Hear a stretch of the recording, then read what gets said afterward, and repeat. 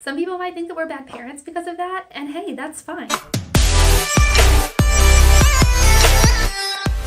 Today we are continuing part 2 of our How to Minimalist series. If you haven't seen part 1, I will have that linked in the description below, and I'll have a spot for part 3 once that one is posted as well. So today we're talking about how to declutter kids' toys. Oh my goodness. As a mom to a toddler boy, I totally understand how hard it can be to keep toys at a minimum. We consider ourselves a very minimalist family, but despite that, we are constantly getting toys and toys and toys. It just happens because that's life.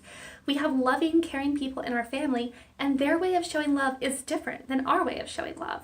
They like to give, so we let our son receive. However, we do have a few tricks up our sleeve to help keep the toys at a minimum. So first of all, his birthday is coming up soon. He's actually about to turn 2. And what we are doing is we are making his birthday party be toyless. Now, I know some people are still probably going to bring toys, but on the invitation, we are specifically asking for t-shirts and shoes to help him look cool for the whole year that he's 2. So this is a win-win because not only will we be getting fewer toys, but we'll also be getting things that he actually needs, like clothes, and that will be money saved for us. Another thing that we try to do to help keep toys at a minimum is we really don't buy him toys, like, ever. Unless it's Christmas. I mean, even for his birthday this year, we're not getting him toys.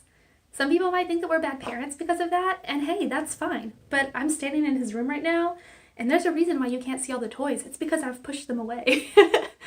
But the thing is, you can still be minimalist and let your kids have toys. It's not like we deprive him of all of his toys and he sits around doing nothing all day.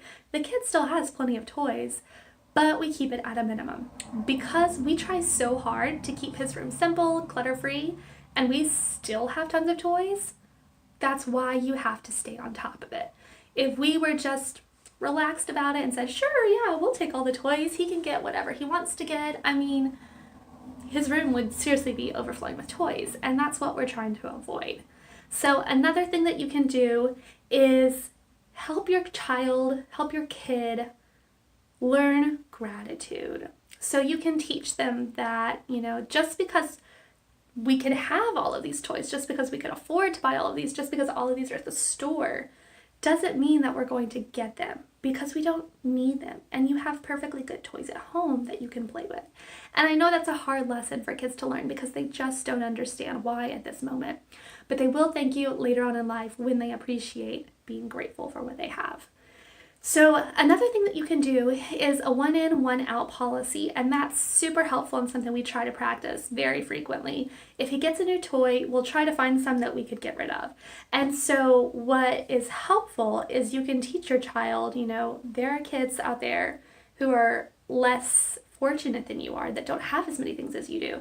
So you can work on donating those to a family that you may know of. At least where I live, we have things called blessing boxes where you could just go and put stuff in the blessing box. You could totally do that with toys, and I know some kid would be thrilled to find a toy in the blessing box instead of a can of beans or something.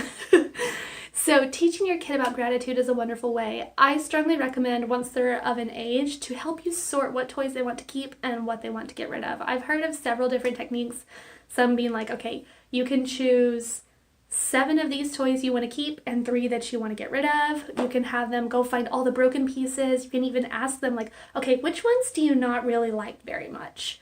Or I recommend doing it the opposite way, of asking, which toys do you love? Which ones are your favorites? And then the ones they don't choose, ask them if they'd be willing to give those to someone else in need.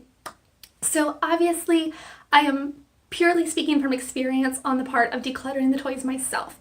Because my son is only 2, he's not at an age to vocalize that to me. He would choose to keep every toy, but he's simply not at an age to make those decisions. So as your children get older, you can start to incorporate them into that process, and soon they will have a love of giving and will be grateful for their presents and toys even more in the future. I hope you found these tips helpful. If you liked it, consider subscribing to my channel and hit the notification bell to be notified. I make videos every single week, so you don't want to miss out. Also, like the video if you liked it, and leave me a comment of your best tip for helping kids declutter and keep the toys to a minimum. I could use all of your advice. So be on the lookout for part 3. It will be posted in the description box and should be out within a couple weeks. Thank you guys. Bye.